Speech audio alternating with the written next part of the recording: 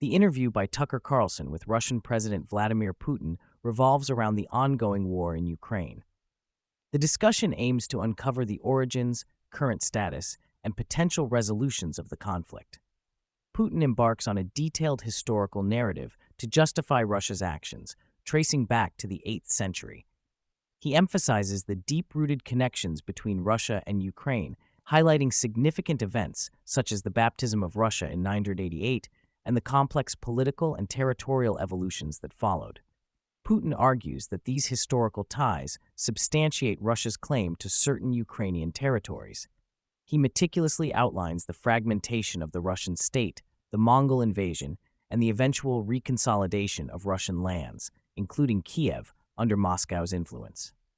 He delves into the Polish-Lithuanian Commonwealth's attempts to Polonize Ukrainian territories and the subsequent resistance from the local population, leading to their appeal to Moscow for protection. Putin references historical documents to support his claims about the voluntary integration of these territories into the Russian Empire. He also touches upon the role of the Austrian General Staff and Polish authorities in promoting Ukrainian nationalism, which, according to Putin, aimed to weaken Russia. Putin discusses the formation of the Soviet Union and the establishment of the Ukrainian Soviet Socialist Republic. He criticizes Lenin's decision to grant Soviet republics the right to secede and Stalin's redistribution of territories, which included transferring historically Russian lands to Ukraine. The narrative covers the expansion of Ukrainian territory following World War II and the Soviet policy of Ukrainization, which Putin views as an artificial enhancement of a distinct Ukrainian identity. The interview shifts focus to the dissolution of the Soviet Union in 1991, which Putin describes as a pivotal moment that led to the loss of territories Russia had generously bestowed on Ukraine.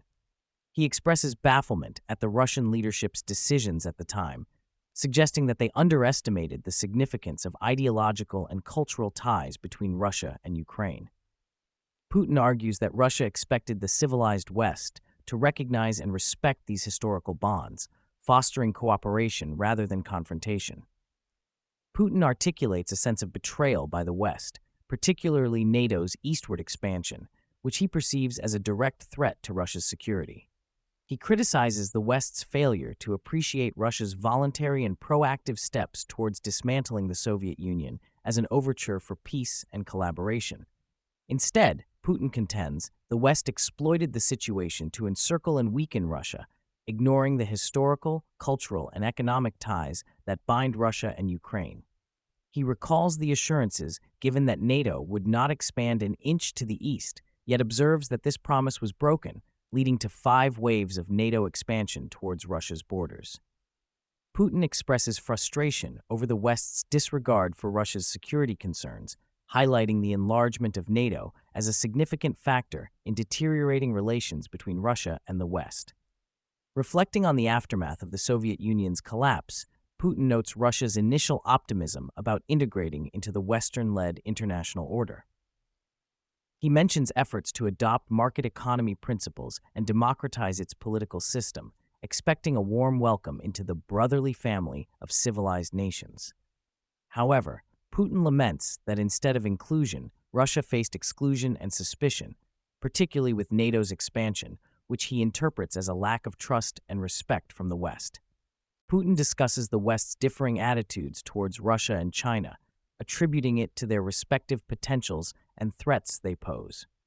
He argues that the West perceives China's rise with caution due to its economic prowess and population size, whereas Russia, despite having a smaller population and economy, is seen as a significant security threat, especially in the context of its military capabilities and strategic position.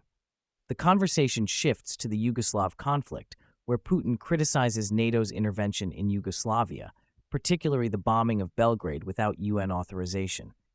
He views this as a pivotal moment that exacerbated tensions between Russia and the West, revealing a disregard for international law and Russia's concerns. Putin also touches upon the West's support for separatist movements within Russia, further straining relations. Putin recounts a proposal he made to the U.S. for a joint missile defense system, which was initially received with interest but ultimately rejected. He interprets this rejection as another instance of the West's unwillingness to engage with Russia on equal terms, pushing Russia to develop its hypersonic missile systems in response to perceived threats from the unilateral deployment of missile defense systems by the U.S. The discussion delves into the complex issue of Ukraine, where Putin outlines the historical ties and strategic importance of Ukraine to Russia. He criticizes the West's support for the 2014 Maidan Revolution, viewing it as a coup that destabilized Ukraine and threatened Russian interests, particularly in Crimea and the Donbas region.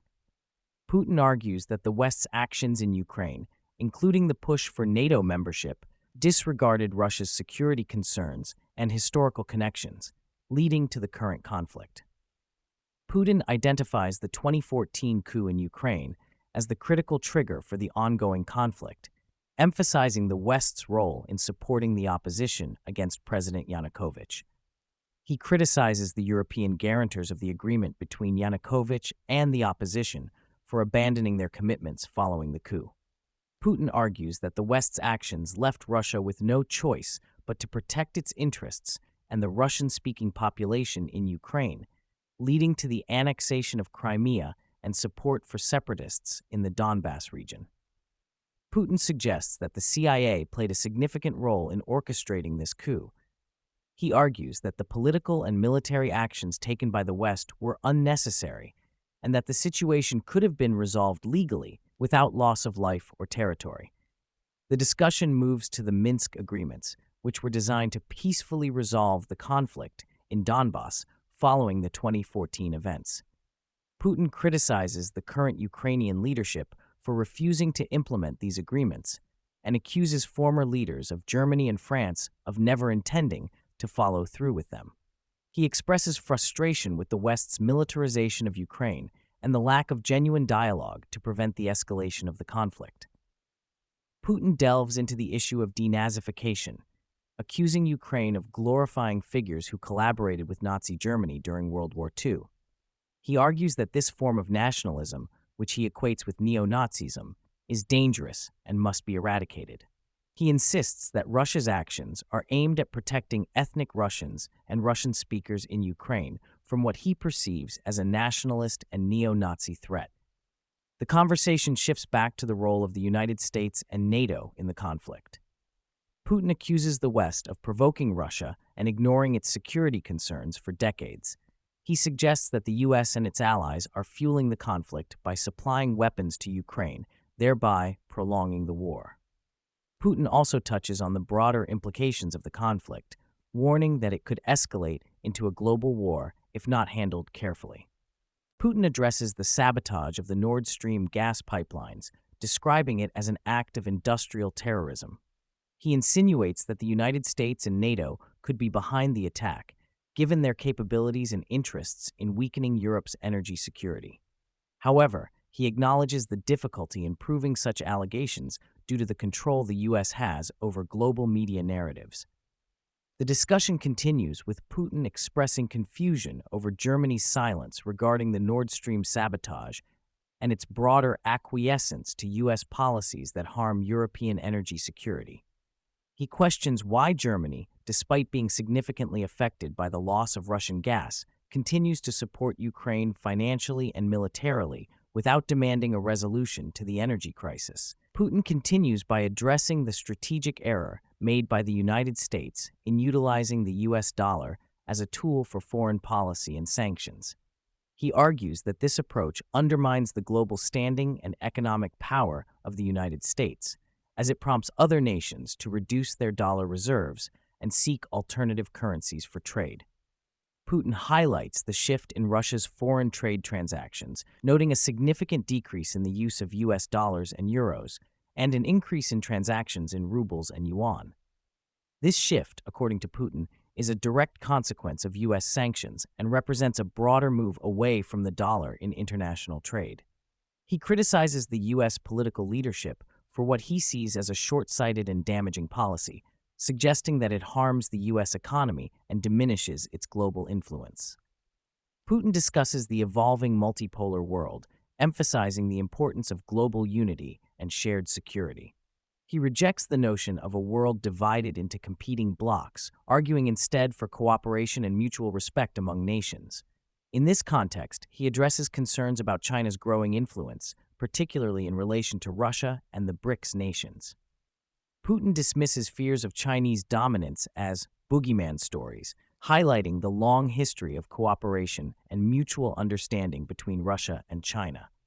He points to the increasing pace of cooperation between China and Europe and criticizes Western attempts to limit engagement with China as self-defeating. He underscores the balanced nature of Sino-Russian trade and the strategic partnership between the two countries, which he views as a model for international relations. Putin reflects on the impact of U.S. leadership on bilateral relations, noting his personal interactions with past U.S. presidents and the influence of the American elite's mindset on foreign policy. He argues that the prevailing desire for dominance, coupled with forceful actions, has led to counterproductive outcomes, including strained relations with Russia. Putin suggests that a change in the American elite's approach, recognizing the changing global dynamics and adapting accordingly, could lead to improved relations. He emphasizes the need for fresh perspectives and forward-thinking individuals who can guide the U.S. through a changing world without resorting to coercion or dominance. Discussing the impact of economic sanctions, Putin highlights Russia's economic resilience and growth despite facing the largest number of sanctions globally. He points to Russia's emergence as Europe's leading economy as evidence that U.S. sanctions have been ineffective. Putin argues that the U.S. needs to reconsider its reliance on sanctions and force as tools of foreign policy, suggesting that a more thoughtful and cooperative approach would be beneficial for global stability and prosperity. Putin criticizes Western leaders, particularly former British Prime Minister Boris Johnson, for discouraging Ukraine from negotiating a peaceful resolution. He expresses openness to negotiations, noting that Russia has never refused to engage in dialogue. He challenges the current Ukrainian leadership to reconsider its stance and take steps toward peace, emphasizing that the resolution of the conflict requires willingness and action from both sides. Putin delves into the historical and cultural significance of orthodoxy in Russia, tracing its roots back to 988 when Prince Vladimir adopted Christianity. This religious transformation, according to Putin, is central to understanding Russia's identity and its approach to governance and international relations. He emphasizes Russia's tolerance and inclusivity towards other religions, attributing this to the country's stability and unity. Putin argues that these traditional values, deeply ingrained in Russian society, foster a strong sense of patriotism and moral integrity. Addressing the apparent contradiction between Christian nonviolence and the responsibilities of a leader in times of conflict, Putin asserts the legitimacy of self-defense. He justifies Russia's actions in Ukraine as protective measures, defending the homeland and its people against aggression. He underscores the importance of internal spiritual values over external religious practices, suggesting that Russian culture prioritizes eternal moral considerations over pragmatic interests, unlike Western societies. The conversation shifts to the challenges posed by genetic research and artificial intelligence. Putin expresses concern over the potential creation of superhumans and the ethical implications of such advancements. He mentions Elon Musk's endeavors in brain chip technology, advocating for international regulations to manage these developments responsibly. He draws parallels between the need for control in genetic and AI research and historical efforts to regulate nuclear weapons, emphasizing the importance of international cooperation in addressing these existential threats. The discussion takes a more personal turn with the mention of Evan Gersovitz, a Wall Street Journal reporter imprisoned in Russia. Putin is asked to consider Gersovitz's release as a gesture of goodwill. While Putin acknowledges the possibility of negotiation, he insists on reciprocal actions from the United States. He defends the legality of Gersovitz's detention, arguing that espionage, regardless of the individual's profession, cannot be overlooked. He suggests that resolution lies in the hands of special services and emphasizes the importance of professional, discreet negotiations. Putin expresses a willingness to negotiate an end to the conflict in Ukraine, blaming the West and Ukraine's leadership for the lack of progress. He criticizes the influence of external powers on Ukraine's decisions and calls for a return to negotiation, suggesting that the West correct its mistakes. Putin remains open to dialogue, emphasizing the need for a dignified solution that respects Russia's security concerns. He challenges NATO to acknowledge its role in escalating the situation and to seek a peaceful resolution. In concluding, Putin reflects on the deep cultural and historical ties between the Russian and Ukrainian peoples.